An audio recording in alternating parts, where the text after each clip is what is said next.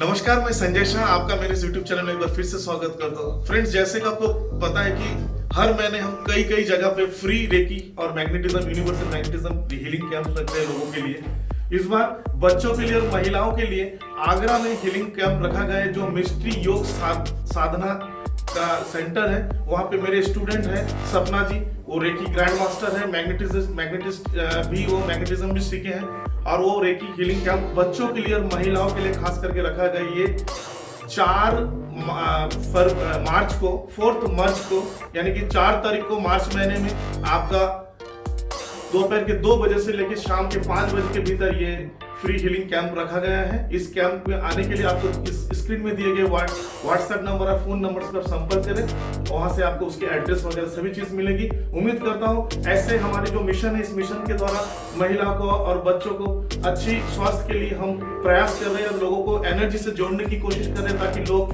अपने छोटे से छोटे और बड़े से बड़े समस्याओं का समाधान खुद कर पाए। धन्यवाद आप सबका।